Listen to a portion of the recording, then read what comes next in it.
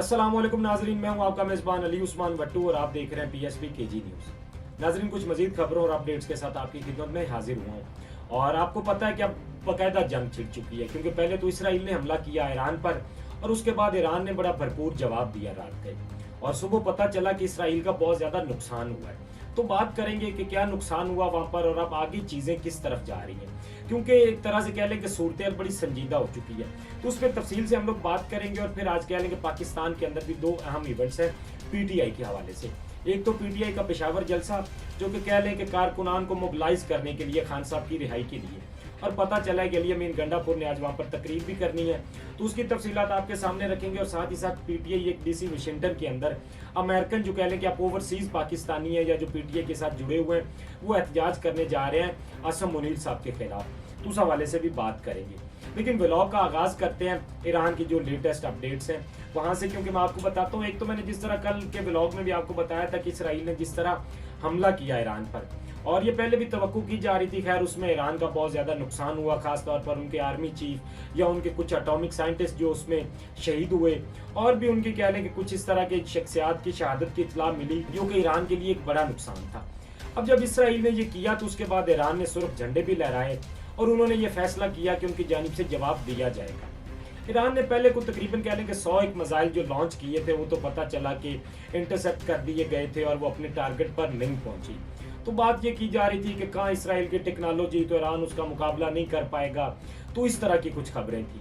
लेकिन रात गए जब ईरान ने हमला किया इसराइल पर, तो वो हमला ऐसा तबाहकुन हमला साबित हुआ इसराइल के लिए कि इसराइल में अब कह लें कि शहर के शहर उन्होंने तबाह कर दिए। और उस हमले के बाद जो है वो ईरान ने जिस तरह भरपूर जवाब दिया, तो ये तवक्को तो खैर नहीं की जा रही थी।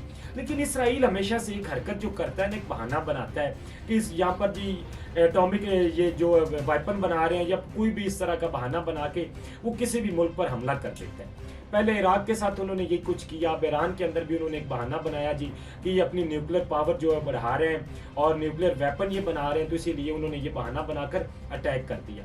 जबकि हकीकत पता है क्या, इसराइल को अगर हकीकत में पता हो ना कि ये इनके पास कह लें कि न्यूक्लियर पावर है, तो कभी उस तरफ मुंह ना करें। लेकिन ये सिर्फ एक उनका बहाना होता है और ये बहाना बनाकर वो अटैक कर देते हैं। इसी तरह ही खैर जब उन्होंने किया तो उसके बाद फिर ईरान ने भरपूर जवाब, और खास तौर पर आप कह लें कि एक तो उन्होंने जिस तरह से ये सारी रात उन्होंने कह लें कि मिसाइल बरसाए, और उसके बाद जो जेट उन्होंने गिराए इसराइल की। अतः के बात की जा रही थी कि जो ईरान है वो उस तरह से कह लें कि फिजाइया में मुकाबला नहीं कर पाएगा इसराइल का। और कहीं ना कहीं ये मुझे भी लगता है। लेकिन अगर उन्होंने ये जेट गिराए इसराइल की, तो इसमें ईरान की मदद किसने की है? और इसमें यकीनन किसी न किसी मुल्क की मदद शामिल होगी, उसके बगैर तो नहीं ये हुआ। और कह सकते हैं कि कोई पड़ोसी मुल्क हो सकता है, या आप बात कर लें चाइना उनकी मदद कर सकता है, या किसी न किसी मुल्क ने उनकी मदद जरूर की है। इंडिया तो उनकी मदद करेगा नहीं, क्योंकि वो भी साथ बैठे हैं, तो इंडिया से तो ये मुझे तवक्को नहीं है। लेकिन फिर भी कहीं ना कहीं किसी मुल्क ने उनकी मदद जरूर की है। और उनकी मदद के बाद जिस तरह से इसराइल की उन्होंने जेट भी गिराए और फिर इसराइल के अंदर जो तबाही हुई, अब तक जो वहां से इतलात आ रही है, कुछ हमने वीडियोस भी देखी, वीडियो में तो बहुत ज्यादा तबाही थी। और वीडियो देख के मुझे लग रहा था कि कुछ दिन पहले इस तरह की गजा की वीडियो आती थी, वहाँ की सूरत हमें इस तरह की देखने में नजर आती थी कि जिस तरह वो तबाही होती थी, हर तरफ लोग दौड़ रहे होते थे। तो कल इसराइल के अपने अंदर वही हाल था जो ये दुनिया के साथ कर रहे थे। कल इनके शहरियों ने वो सूरत अपनी आंखों के सामने देखी और लोग भाग रहे थे, बचाओ बचाओ कर रहे थे। तो मतलब देखे ना, जब मदद मांगी जा रही हो इस तरह, तो आप जब पूरी दुनिया के साथ वो कुछ करने जा रहे हैं और आपने कई ममालिक के साथ वो किया, कल आपके साथ वो हुआ। अब तक जो इतलात आ रही है इसराइल की जानिब से, जो बताया गया है कि 3-4 अब तक लोग मारे गए और बताया जा रहा है कि दर्जनों लोग जख्मी हैं। लेकिन जिस तरह की वीडियो थी या जो सूरत हाल थी, उनको देख कर लगता है कि वहाँ पर नुकसान ज्यादा हुआ होगा, क्योंकि कुछ अब कह लें कि वहां से जो आ रहा है। फिर सलामती कौंसिल की कल मीटिंग भी बुलाएगी, क्योंकि जिस तरह की सूरत मैंने आपको बताया चीजें जा रही है, क्योंकि मामला बहुत कशीदा हो चुका है। अब जब सलामती कौंसिल की मीटिंग बुलाई गई और वहां पर भी कुछ चीजें डिसाइड की गई, अब अमेरिका की जानिब से भी कहा जा रहा है जी कि ये सूरत हाल बढ़ती जा रही है, तो अब सुलह सफाई की तरफ जाना चाहिए। यही अमेरिका जो पहले बातें कर रहा था और इसराइल के साथ खड़ा था। इसराइल बेसिकली तो अमेरिका का बगल बच्चा है ना, वो इनके बगैर तो कुछ नहीं कर रहा। ये अमेरिकी या बाकी वेस्टर्न कंट्रीज तो इनके साथ खड़ी है, और सलामती कौंसिल में भी कह लें कि वेस्टर्न कंट्री तो उनके साथ ही जाएंगी, उन्होंने तो उनका कह भी दिया है। लेकिन हाँ, अलबत्ता पाकिस्तान ने भरपूर वहां पर ईरान का साथ दिया, चाइना ने उनका साथ दिया, बाकी और कई कंट्रीज थी, सऊदी अरेबिया ने और बाकियों ने उनका साथ दिया। उन्होंने कहा कि ये उनके साथ गलत हुआ और दिफा का हक वो रखते हैं। और ये सब ममालिक को होता है। ऐसे तो नहीं ना कि इसराइल किसी पर भी चढ़ दौड़े। इसराइल का जिसका फोकस कल तक पहले गजा पर था, आज उसने अपना रुख जो है वो ईरान की तरफ मोड़ दिया और अब वो पूरी तवज्जो उनके ईरान पर है। उसके बाद भी हमले किए गए। अब तक जो इतलात आ रही हैं, 3 जो एटॉमिक साइंटिस्ट हैं दोबारा से ईरान के उन्होंने और शहीद कर दिए। तो मतलब उनकी तरफ से भी हमले किए जा रहे हैं, लेकिन ईरान की तरफ से जो हमला किया गया, इसराइल शायद कभी इसकी तवक्को नहीं कर रहा था, 1% भी तवक्को नहीं कर रहा था। अगर उनको ये होता ना कि ईरान उनका इतना नुकसान करेगा तो इसराइल कभी इधर मुंह न करता। लेकिन ईरान कह लें कि जिस तरह से उन्होंने भरपूर जवाब दिया है, वो मेरा ख्याल है कि अब इसराइल दोबारा ना सोच समझ कर किसी पर हमला करेगा। और फिर जिस तरह से इसराइल ने पहला ईरान पर हमला किया, उस पर कुछ बातें की जा रही है कि ईरान के अंदर से कुछ लोग मिले हुए थे। मतलब कि उनकी इसराइल की इंटेलिजेंस कह लें कि यहाँ पर इतना ज्यादा काम कर रही थी कि ईरान के अंदर से कुछ लोग थे। और यहाँ तक बताया जा रहा है कि जो पहले मिसाइल लॉन्च किए गए थे वो ईरान के अंदर से ही हुए थे। और ये बात कहीं ना कहीं ठीक भी लग रही है। देखे ना कि उनकी इस तरह की खबरें कि जहाँ पर उनके आर्मी चीफ थे, जहाँ पर उनके साइंसदान बैठे थे, बाकी उनकी शख्सियात बैठी थी जो आम शख्सियात थी उस मुल्क की, और वो मीटिंग हो रही थी। उनकी एक्यूरेट जगह बनाना और उनको टारगेट करना, तो कहीं ना कहीं कह लें कि कुछ ना कुछ वहाँ से लोग मिले हुए थे, गिरदार वहाँ पर जरूर मौजूद थे।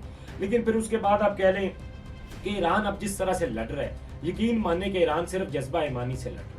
क्योंकि देखे ना कि कई इस्लामी मुल्क है जो आज भी उनके साथ नहीं है, उस तरह से उनकी हमायत नहीं कर रहे।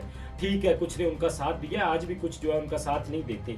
और फिर देखना कि जिस तरह उनके उन पर पाबंदियां हैं, जिस तरह उनको पाबंदियों का सामना है और सारी सूरत हाल है, तो वो कह सकते हैं कि एक जज्बा ईमानी से लड़ रहे हैं। और इसी तरह आप देखें ना कि जब ये नहीं होता कि जिस तरह गजा, तो पहले वो लोग तो जिस तरह बेबस थे और उनको आप मार रहे थे तो वो आपको बर्दाश्त किए जा रहे थे। लेकिन ईरान की तरफ से जिस तरह जवाब मिला है, तो अब जो है इसराइल एक तो थोड़ा सा कह लें कि सोच समझ कर आएगा, और इसराइल को इसकी जरूरत भी थी।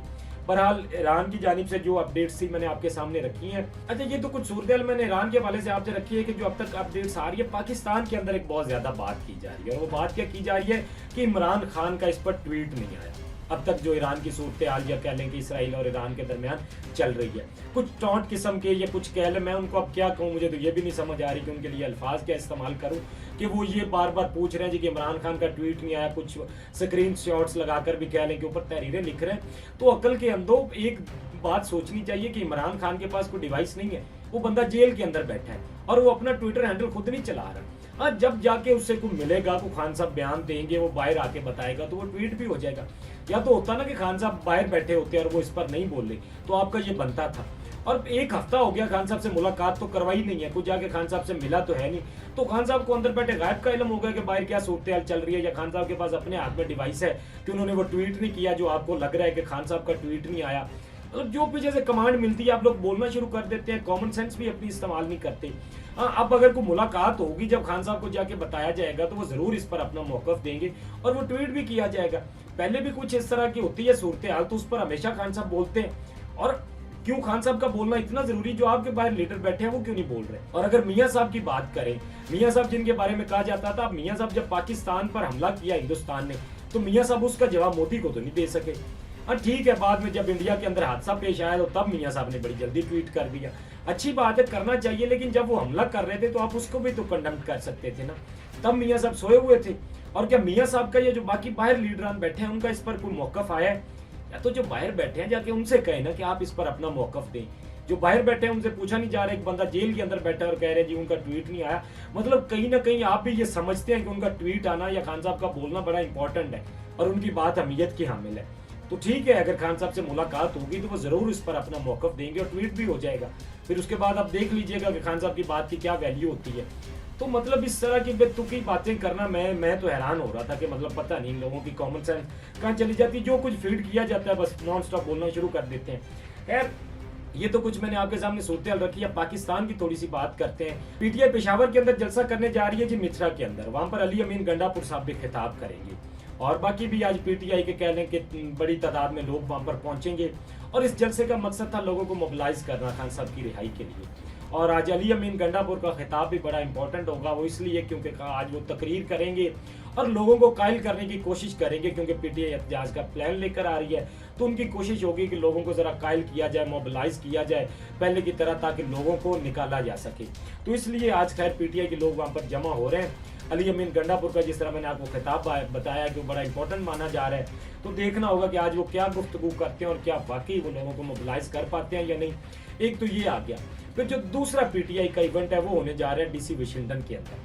अब ये कह लें कि ओवरसीज पाकिस्तानी जो पीटीआई के अमेरिकन कह लें कि चैप्टर है, वो इस एहतजाज को प्लान कर रहे हैं और ये एहतजाज वो करने जा रहे हैं आसम मुनीर साहब के खिलाफ। अब आसम मुनीर साहब कह लें कि दौरे पर हैं, अमेरिका के दौरे पर।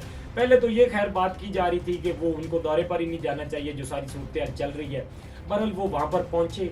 अब उनके खिलाफ ये जो एहतजाज होने जा रहा है, तो ये गैर मामूली सी सूरत हाल है, क्योंकि पहले कभी भी ऐसा नहीं हुआ कि किसी आर्मी चीफ के खिलाफ जो बाहर जाए तो एहतजाज हो। अब ये पहली दफा होने जा रहा है। अगर वहां पर लोग बड़ी तादाद में आ जाते हैं और ये एहतजाज कामयाब होता है तो देखना होगा, क्योंकि बाद में पाकिस्तान में इसके बड़े असरात नजर आएंगे और बड़े गहरे असरात भी हो सकते हैं। क्योंकि एक तो जिनकी ओवरसीज फैमिलियां, ओवरसीज जो लोग हैं उनकी फैमिलीज यहाँ पर है, उनके लिए भी कुछ मुश्किलात हो सकती हैं। और दूसरा जिस बात का मुझे ज्यादा डर है वो ये है कि पीटीआई ने भी ये कह देना है कि हमारा इस एहतजाज से कोई ताल्लुक नहीं था, अगर सूरत हाल कुछ इस तरह की होगी। बहरहाल ये आज उन्होंने एहतजाज प्लान किया हुआ है, तो देखना होगा कि आज क्या सूरत हाल रहती है वहाँ की। खैर ये आज की कुछ डेवलपमेंट्स थी जो मैंने आपके सामने रखी है। अपने फीडबैक से हमें जरूर आगाह कीजिएगा। अब तक के लिए इतना ही। अपने मेजबान को दीजिए इजाजत। अल्लाह निगहबान। इस तरह की और वीडियोस देखने के लिए सब्सक्राइब कीजिए हमारा चैनल और देखते रहिए PSPKG न्यूज़।